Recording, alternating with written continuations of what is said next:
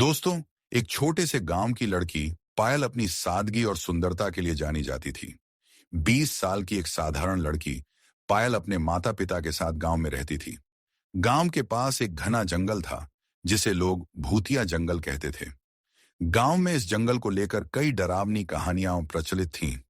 लोगों का मानना था कि वहां अजीब घटनाएं होती हैं, इसलिए कोई भी वहां जाने की हिम्मत नहीं करता था। पायल बचपन से ही उस जंगल की ओर खिंचाव महसूस करती थी। वह अक्सर गांव के किनारे बैठकर जंगल की ओर देखा करती और सोचती, वहां ऐसा क्या है जो सबको डराता है। एक दिन जिज्ञासा में पायल ने इस रहस्य को जानने का निश्चय किया। उसने अपनी योजना किसी को नहीं बताई। अगले दिन सुबह होते ही पायल एक बैग में पानी, खाना और एक टॉर्च लेकर जंगल की ओर निकल पड़ी। जंगल के किनारे पहुंचकर उसने गहरी सांस ली और अंदर कदम रखा। जंगल का दृश्य बहुत ही सुंदर था। ऊंचे ऊंचे पेड़, पक्षियों की चहचहाहट और ठंडी हवा। पायल ने सोचा कि जो लोग इस जंगल के बारे में डरावनी बातें करते हैं, वे शायद गलत हैं। आधे घंटे तक जंगल में चलने के बाद अचानक उसे महसूस हुआ कि कोई उसे देख रहा है। वह रुककर चारों ओर देखने लगी, लेकिन उसे कुछ दिखाई नहीं दिया। उसे लगा शायद यह उसका भ्रम है। वह आगे बढ़ने लगी, लेकिन थोड़ी दूर जाने के बाद उसे पीछे से सूखे पत्तों के टूटने की आवाज सुनाई दी। डरते हुए वह मुड़ी। वहां एक विशाल गोरिल्ला खड़ा था। गोरिल्ला लगभग 6 फीट ऊंचा था और उसकी आंखों में एक अजीब सी चमक थी। पायल का दिल जोर जोर से धड़कने लगा। उसे लगा कि गोरिल्ला उस पर हमला करेगा, लेकिन गोरिल्ला ने कोई हरकत नहीं की। वह बस स्थिर खड़ा पायल को देख रहा था। पायल धीरे धीरे पीछे हटने की कोशिश करने लगी। पायल डरते हुए आगे बढ़ी और वह पत्ता लिया। उस पत्ते पर कुछ अजीब चिन्ह बने थे, जो किसी गुप्त संदेश की तरह लग रहे थे। गोरिल्ला ने फिर इशारा किया, मानो कह रहा हो कि उसके पीछे चले। पायल के मन में डर और जिज्ञासा का अजीब सा मिश्रण था। अंततः उसने हिम्मत जुटाई और गोरिल्ला के पीछे पीछे चलने लगी। समय बाद वे एक गुफा के पास पहुंचे। गोरिल्ला ने गुफा की ओर इशारा किया, मानो कह रहा हो, अंदर जाओ। पायल थोड़ा संकुचित होकर गुफा में झांकी। वहां उसने कुछ चमकती हुई चीजें देखीं। वह आगे बढ़कर देखने लगी। वह एक चमकती हुई हड्डी थी। हड्डी के पास एक पुरानी डायरी रखी हुई थी। पायल ने डायरी उठाई और पढ़ना शुरू किया। जैसे ही उसने पहला पन्ना पलटा, उसे अचानक लगा जैसे किसी ने उसे पीछे से धक्का दिया हो। वह तुरंत मुड़ी, लेकिन वहां कोई नहीं था। गोरिल्ला गुफा के बाहर खड़ा था। उसकी आंखों में कुछ कहने का दर्द झलक रहा था। डायरी के पन्नों में 3:31 डायरी में लिखा था कुछ बहुत ही अजीब। वहां लिखा था, यह गोरिल्ला कभी एक इंसान था, लेकिन एक प्राचीन श्राप के कारण वह इस रूप में कैद हो गया है। इस श्राप को तोड़ने के लिए किसी निर्दोष इंसान की निस्वार्थ मदद की जरूरत है, जो बिना किसी स्वार्थ के उसकी सहायता करेगा। पायल स्तब्ध रह गई। वह सोचने लगी, क्या यह सब सच हो सकता है। उसने फिर से गोरिल्ला की ओर देखा, जो अब भी शांत निगाहों से उसे देख रहा था। उसकी आंखों में एक अजीब सी पीड़ा, याचना और एक हल्की सी उम्मीद झलक रही थी, जैसे वह कह रहा हो, मुझ पर भरोसा करो। पायल के दिल में एक सवाल उठा, अगर वह सच में इंसान था, तो क्या मुझे उसकी मदद नहीं करनी चाहिए। उसने डायरी का अगला पन्ना पलटा। वहां श्राप को तोड़ने की विधि लिखी थी, लेकिन सब कुछ बहुत अस्पष्ट और रहस्यमय था। बस एक मंत्र का जिक्र था और यह लिखा था कि यह प्रक्रिया किसी विशेष दिन पर ही पूरी की जा सकती है। पायल थोड़ी उलझन में पड़ गई। उसे समझ नहीं आ रहा था कि अब क्या करे। तभी गोरिल्ला ने फिर इशारा किया और उसे जंगल के और भी भीतर ले जाने लगा। रास्ते में पायल ने महसूस किया कि गोरिल्ला बहुत सतर्क था, जैसे वह किसी अनजाने खतरे से डर रहा हो। वह बार बार इधर उधर देख रहा था और तेजी से चल रहा था। पायल का दिल बेचैन हो उठा, लेकिन वह उसके साथ चलती रही। आखिरकार वे एक शांत, रहस्यमयी झील के किनारे पहुंचे। झील का पानी बिल्कुल स्थिर था, लेकिन उसमें कुछ अनजानी खींचाव सी थी। गोरिल्ला ने इशारे से कहा, झील के पानी में देखो। पायल जैसे ही झील में झांकी, वह चौंक गई। उसका प्रतिबिंब कुछ अजीब तरह से दिख रहा था, जैसे कोई अदृश्य शक्ति उसे अपनी ओर खींच रही हो। वह डर के मारे पीछे हटने लगी, लेकिन गोरिल्ला ने उसका हाथ थाम लिया। उसकी आंखों में आश्वासन था। उसी वक्त झील से एक गंभीर गहरी आवाज गूंज उठी, यदि तुम इस गोरिल्ला को फिर से इंसान बनाना चाहती हो, तो तुम्हें अपनी सबसे मूल्यवान चीज का त्याग करना होगा। पायल का दिल कांप उठा। उसने गोरिल्ला की ओर देखा, जिसकी आंखों में दर्द और प्रतीक्षा साफ झलक रही थी। उसके मन में सवाल उठने लगे, क्या मैं किसी जाल में फंस रही हूं, या क्या सच में इस अभागे प्राणी की मुक्ति मेरे हाथों में है? झील की वही गूंजती आवाज फिर आई, तुम्हारे पास ज्यादा समय नहीं है, निर्णय लो। पायल की सांसें तेज होने लगीं। उसके सामने अब दो रास्ते थे। एक, गोरिल्ला का साथ देकर इस रहस्य का हिस्सा बन जाना। दूसरा, अपनी सुरक्षित जिंदगी में लौट जाना। उसने गोरिल्ला की ओर देखा, जो अब भी शांत खड़ा था। उसकी आंखों में एक मौन आग्रह था, जैसे वह कह रहा हो, मैंने तुम्हारा भरोसा किया है। झील की आवाज फिर गूंज उठी, इस श्राप को तोड़ने के लिए तुम्हें त्याग करना होगा, अपनी सबसे कीमती चीज का। पायल धीरे से झील की ओर देखकर पूछ बैठी, मेरी सबसे कीमती चीज क्या है? सबसे मूल्यवान चीज क्या है? झील की आवाज गूंज उठी, यह तुम्हारे दिल से तय होगा। जो चीज तुम्हें सबसे प्रिय है, वही त्यागनी होगी। मिश्रण था, दर्द और उम्मीद का। पायल ने साहस बटोर कर कहा, मैं त्याग करने के लिए तैयार हूं, लेकिन पहले मुझे यह जानना होगा, तुम कौन हो और यह सब तुम्हारे साथ क्यों हुआ? गोरिल्ला ने झील की ओर इशारा किया। अचानक झील की सतह पर लहरें उठने लगीं और एक कहानी उभरने लगी। पायल ने देखा, वह गोरिल्ला असल में एक राजकुमार था, जिसका नाम था अरुण। अरुण एक शक्तिशाली राज्य का उत्तराधिकारी था, सुंदर, साहसी और एक नेक दिल इंसान। लेकिन एक दिन उसने जंगल में एक रहस्यमयी स्त्री की मदद करने से इनकार कर दिया। वह स्त्री असल में एक जादूगरनी थी। उसका अपमान होने पर उसने गुस्से में आकर अरुण को श्राप दे दिया, तुम इस रूप में तब तक फंसे रहोगे जब तक कोई निर्दोष लड़की अपना सबसे प्रिय चीज त्याग कर तुम्हें मुक्ति नहीं दिलाती। पायल यह सब देखकर स्तब्ध रह गई। उसने गोरिल्ला की ओर देखा और कहा, मैं तुम्हारा दर्द समझती हूं, मैं तुम्हारी मदद करूंगी। उसी समय झील की गूंजती आवाज फिर सुनाई दी, यदि तुम त्याग करती हो तो यह गोरिल्ला फिर से इंसान बन जाएगा। लेकिन याद रखना, तुम्हारे जीवन में एक ऐसी कमी रह जाएगी जिसे तुम हमेशा महसूस करोगी। पायल ने कुछ पल के लिए आंखें बंद की। उसने अपने माँ पिता, अपने सपनों और जीवन के बारे में सोचा। लेकिन अरुण की पीड़ा देखकर उसका मन पिघल गया। उसने दृढ़ निश्चय से कहा, मैं तैयार हूं, मैं अपनी सबसे मूल्यवान चीज त्यागने के लिए तैयार हूं। झील के पानी से एक अद्भुत प्रकाश उठकर पायल को घेर लिया। गोरिल्ला भी उस प्रकाश में नहाया हुआ था। पायल ने महसूस किया कि उसकी कुछ यादें मिट रही थीं। प्रकाश की आवाज आई, क्या तुम्हें पता है तुम क्या त्याग कर रही हो? पायल ने उत्तर दिया, नहीं, लेकिन मैं तैयार हूं। उसी पल प्रकाश चारों ओर फैल गया। गोरिल्ला का शरीर कांपने लगा। उसके लंबे हाथ पैर सिकुड़ने लगे। भारी शरीर हल्का होने लगा। वह धीरे धीरे एक इंसान में बदलने लगा। पायल ने देखा, अब वहां एक सुंदर साहसी युवक खड़ा था। वह था अरुण। उसकी आंखों में कृतज्ञता के आंसू थे। उसने कहा, तुमने मेरे लिए जो किया, उसके लिए मैं हमेशा तुम्हारा आभारी रहूंगा। लेकिन तभी पायल को कुछ अजीब महसूस हुआ। उसकी यादें धीरे धीरे मिट रही थीं। वह अपने माँ पिता, अपने घर के बारे में सोचने की कोशिश कर रही थी, लेकिन सब कुछ धुंधला हो रहा था। घबराकर उसने अरुण से पूछा, मेरे साथ क्या हो रहा है? अरुण ने दुख भरे स्वर में कहा, तुमने अपनी सबसे मूल्यवान चीज, अपनी यादें त्याग दी हैं। अब तुम अपने परिवार, अपने घर और अपने पुराने जीवन को भूल जाओगी। ये कठिन था। पायल ने अरुण से कहा, मैंने यह सब तुम्हारे लिए किया, लेकिन अब मैं कभी भी अपने परिवार को नहीं देख पाऊंगी। अरुण ने सिर झुकाकर गंभीर स्वर में कहा, तुमने बहुत बड़ा बलिदान दिया है पायल, मैं इसे कभी नहीं भूलूंगा। लेकिन मैं वादा करता हूं कि तुम्हें हमेशा खुश रखने की पूरी कोशिश करूंगा।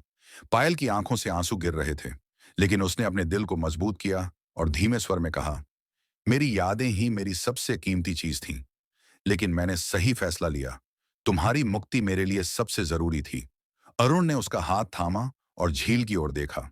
उसने झील से वादा किया, आशीर्वाद दिया और कहा, तुम दोनों का मिलन अब एक बड़े उद्देश्य की ओर बढ़ेगा। तुम्हारे त्याग का मूल्य बहुत जल्द सामने आएगा। झील के चारों ओर का वातावरण अचानक शांत हो गया। पायल, जिसने अपनी यादें छोड़ दी थीं, अब अपने अतीत से पूरी तरह कट चुकी थी। उसे अपने गांव, अपने माता पिता और अपने पुराने जीवन की कोई भी बात याद नहीं थी। उसके भीतर एक अजीब सी खालीपन थी।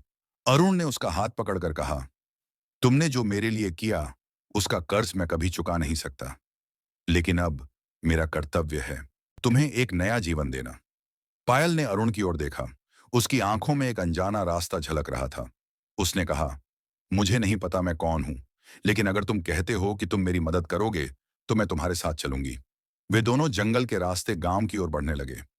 अरुण ने पायल से वादा किया कि वह उसे एक सुखी जीवन देगा, लेकिन जैसे ही वे गांव पहुंचे, अजीब घटनाएं शुरू हो गईं। गांव वालों ने जब अरुण और पायल को जंगल से बाहर आते देखा, उनकी आंखों में डर और शक की छाया थी। एक बूढ़ी औरत भयभीत स्वर में चिल्लाई, ये वही गोरिल्ला है, ये फिर लौट आया है। अरुण चौंक गया। उसने समझाने की कोशिश की, मैं अब गोरिल्ला नहीं हूं, मैं अब एक इंसान बन चुका हूं। इस लड़की ने मुझे मुक्ति दिलाई है। लेकिन गांव वाले उसकी बात सुनने को तैयार नहीं थे। भीड़ में से एक युवक ने गुस्से से कहा, तू वही गोरिल्ला है जिसने हमारे गांव के कई लोगों को नुकसान पहुंचाया है। हम तुझे यहां रहने नहीं देंगे। अरुण ने पायल की ओर देखा, जो अभी भी परिस्थिति को समझने की कोशिश कर रही थी। अरुण ने उसके कंधे पर हाथ रखकर कहा, हमें यहां से जाना होगा। वे गांव से बहुत दूर एक सुनसान जगह पर चले गए। अरुण ने गहरी सांस लेते हुए कहा, श्राप ने मुझे इंसान बनाया, लेकिन यह पूरी तरह मेरी आत्मा से मिटा नहीं। लोग मुझे कभी स्वीकार नहीं करेंगे। पायल, जो अब पूरी तरह अपने अतीत से कट चुकी थी, गंभीर स्वर में बोली, मैं सब कुछ नहीं समझ पाई, लेकिन अगर यह सच है, तो हमें इस श्राप की असली वजह जाननी होगी। शायद इसका अंत अभी नहीं हुआ है। अरुण उसकी ओर देखकर बोला, तुम सही कह रही हो। शायद यह श्राप पूरी तरह टूटा नहीं है। हमें झील के पास लौटना होगा और सच्चाई का सामना करना होगा। वे पूरी रात इंतजार करते रहे और अगली सुबह झील की ओर निकल पड़े। वे झील के पास पहुंचे और वहां एक अजीब धुंधली स्थिति महसूस हुई। झील का पानी गहरे काले रंग में बदल गया था और वहां से रहस्यमयी आवाजें आ रही थीं। अरुण झील की ओर देखकर बोला, तुमने कहा था कि श्राप समाप्त हो जाएगा, लेकिन लोग अभी भी मुझे स्वीकार नहीं कर रहे हैं। क्या अब भी कुछ बाकी है? झील से एक गंभीर आवाज आई, तुम्हारा श्राप समाप्त हो चुका है, लेकिन पायल का बलिदान अभी अधूरा है। जब तक उसका त्याग पूर्ण नहीं होता, श्राप पूरी तरह समाप्त नहीं होगा। पायल चकित होकर पूछी, मेरा बलिदान अधूरा? मैंने तो अपनी यादें भी छोड़ दी। अब और क्या बाकी है? झील की गंभीर आवाज फिर गूंजने लगी, तुमने अपनी स्मृतियां छोड़ी हैं, लेकिन यह त्याग सिर्फ तुम्हारे अतीत को छू पाया है। इस श्राप को पूरी तरह तोड़ने के लिए तुम्हें अपनी आत्मा की गहराई से त्याग करना होगा। अरुण का चेहरा क्रोध और पीड़ा से भर गया। वह झील की ओर चिल्लाया, यह अन्याय है। उसने पहले ही बहुत कुछ खो दिया है। मैं यह और नहीं सह सकता। लेकिन झील की शांत और स्थिर आवाज फिर गूंजी, यह श्राप केवल उसी त्याग से टूट सकता है। अगर वह यह नहीं करती, तो तुम फिर से गोरिल्ला बन जाओगे, और इस बार कोई भी तुम्हें बचा नहीं पाएगा। पायल की आंखें आंसुओं से भर उठीं। उसने धीरे से कहा, अगर यह सच है, तो मैं तैयार हूं त्याग करने के लिए। अरुण ने उसका हाथ पकड़ा और बोला, नहीं, मैं तुम्हें और नहीं खो सकता। मैं इस रूप में रह लूंगा, लेकिन तुम्हें अब और पीड़ा नहीं दूंगा। पायल ने उसकी आंखों में दृढ़ता से देखा और गंभीर स्वर में कहा, मैं पहले ही अपना निर्णय ले चुकी हूं। अगर तुम्हारी पीड़ा मेरे त्याग से समाप्त होती है, तो मुझे यह करना ही होगा। झील की आवाज फिर सुनाई दी, अब तुम्हें अपनी इच्छाएं और सपनों का त्याग करना होगा। इसका अर्थ है कि तुम्हारे जीवन से आनंद, प्रेम और सभी सपने सदा के लिए चले जाएंगे। तुम्हें अब दूसरों के लिए जीना होगा। तुम केवल एक छाया बन जाओगी। क्या तुम इसके लिए तैयार हो? पायल ने बिना किसी हिचकिचाहट के कहा, हाँ, मैं तैयार हूं। अचानक झील से एक तीव्र प्रकाश उठा, जो पायल को चारों ओर से घेरने लगा। प्रकाश इतना प्रबल था कि अरुण को अपनी आंखें ढकनी पड़ी। पायल के चेहरे पर पीड़ा स्पष्ट झलक रही थी और उसका शरीर कांपने लगा। अरुण रोते हुए चिल्लाया, नहीं, इसे रोको। लेकिन झील की प्रक्रिया रुकने वाली नहीं थी। प्रकाश और भी तीव्र हो गया और पायल का शरीर धीरे धीरे हल्का और कमजोर होने लगा। जब प्रकाश थमा, पायल जमीन पर गिर गई। अरुण उसे में भरकर गहरी सांस ली और कहा, पायल, तुम ठीक हो? पायल ने उसकी ओर देखा, लेकिन उसकी आंखों में कोई भावना नहीं थी। उसने धीरे से कहा, अब मैं सिर्फ तुम्हारे लिए हूं। मेरे जीवन का एकमात्र उद्देश्य है तुम्हारे साथ रहना। अरुण समझ गया कि पायल ने अपनी सभी इच्छाएं और सपनों को त्याग दिया है। वह फूट फूट कर रो पड़ा। उसने पायल का हाथ पकड़कर कहा, मैं तुम्हारे इस बलिदान को कभी व्यर्थ नहीं जाने दूंगा। फिर वह रुका और बोला, क्या हमने सच में सब कुछ खो दिया? क्या सब कुछ सामने आ चुका है, या अब भी कोई बड़ा रहस्य छुपा हुआ है? पायल का चेहरा शांत था, लेकिन उसकी आंखों में कोई भावना नहीं थी। वह अरुण के पास खड़ी थी, पर अब वह किसी जीवित इंसान जैसी नहीं लग रही थी, सिर्फ एक खाली खोल। अरुण उसकी ओर देखकर बोला, पायल, मैं कभी नहीं चाहता था कि तुम्हारे जीवन में ऐसा कुछ हो। इन सब का जिम्मेदार मैं हूं। मैं तुम्हें इस हालत में नहीं देख सकता। पायल ने धीरे से कहा, अब मेरी कोई इच्छा नहीं, कोई सपना नहीं। मेरे जीवन का एकमात्र उद्देश्य अब तुम्हारी सहायता करना है। अरुण का दिल जैसे हजार टुकड़ों में टूट गया। वह झील की ओर देखकर चीख पड़ा, क्या यही है तुम्हारा न्याय? मेरी गलती की सजा मुझे मिली, लेकिन इस लड़की ने तो सिर्फ भलाई की है। फिर क्यों उसे इतनी पीड़ा सहनी पड़ रही है? झील की गंभीर पर शांत आवाज फिर सुनाई दी, अरुण, यह श्राप तुम्हारी गलती का परिणाम था, लेकिन पायल ने यह आत्म बलिदान स्वयं चुना है। हर श्राप की जड़ केवल पाप नहीं होती, वह किसी कर्म की गहराई में छुपा सच होता है। अरुण ने पूछा, इसका मतलब क्या है? क्या इस श्राप के पीछे अब भी कोई सच्चाई छुपी है? झील की आवाज और भी गंभीर हो गई, अगर तुम इस श्राप की असली जड़ तक पहुंचना चाहते हो, तो तुम्हें अपने अतीत की ओर लौटकर देखना होगा। अरुण ने पूछा, मेरे अतीत में ऐसा क्या है जो मैं कभी जान ही नहीं पाया? झील ने उत्तर दिया, तुम्हारा श्राप सिर्फ जादूगरनी के क्रोध का नतीजा नहीं था। इसके पीछे एक गहरा रहस्य छुपा है। उसने तुम्हें गोरिल्ला में इसलिए बदला क्योंकि वह तुम्हारे परिवार के साथ एक पुरानी दुश्मनी का हिसाब चुकता करना चाहती थी। अरुण स्तब्ध रह गया। उसने आश्चर्य से कहा, पुरानी दुश्मनी?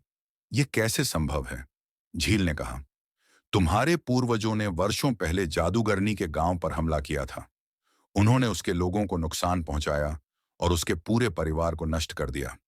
उसी दिन जादूगरनी ने शपथ ली थी कि वह तुम्हारे वंश की हर पीढ़ी को इसका परिणाम भुगताएगी। तुम्हारे पिता ने उसे रोकने की कोशिश की थी, लेकिन अंत में यह श्राप तुम पर आ गया। यह सुनकर अरुण भीतर तक हिल गया। अब वह साफ समझ गया कि यह सिर्फ उसकी गलती नहीं थी, बल्कि उसके वंश का भी कर्मफल था। उसने झील से पूछा, अगर यही सच है, तो मैं इस श्राप से पूरी तरह कैसे मुक्त हो सकता हूं? झील ने उत्तर दिया, तुम्हें जादूगरनी को ढूंढना होगा और उससे क्षमा मांगनी होगी, लेकिन यह आसान नहीं होगा। वह अब भी इस जंगल में कहीं छुपी है और उसे ढूंढना मौत को निमंत्रण देने जैसा होगा। पायल, जो अब एक इच्छाहीन और स्वप्नहीन रूप में बदल चुकी थी, धीरे से बोली, मैं तुम्हारे साथ चलूंगी। जादूगरनी तक पहुंचने के लिए तुम्हें मेरी मदद की जरूरत होगी। अरुण उसे रोकना चाहता था। पायल, ये बेहद खतरनाक है। लेकिन पायल ने दृढ़ता से कहा, अब मेरे जीवन का एक ही उद्देश्य है, तुम्हारी सहायता करना। मुझे मत रोको। वे झील को विदा कहकर जंगल के गहरे हिस्से में जादूगरनी की खोज में बढ़ चले। जंगल और भी अंधकारमय हो गया था। चारों ओर से खतरनाक जंगली जानवरों की गर्जना सुनाई देने लगी। वे बढ़ रहे थे, लेकिन फिर भी अरुण और पायल रुके नहीं। कुछ देर बाद उन्होंने एक पुराना टूटा फूटा झोपड़ी देखा। झोपड़ी से धुआं निकल रहा था। चारों ओर काले लताओं का जाल फैला हुआ था। अरुण पायल की ओर देखकर बोला, शायद यही वह जगह है। दोनों झोपड़ी के सामने पहुंचे और दरवाजे पर दस्तक दी।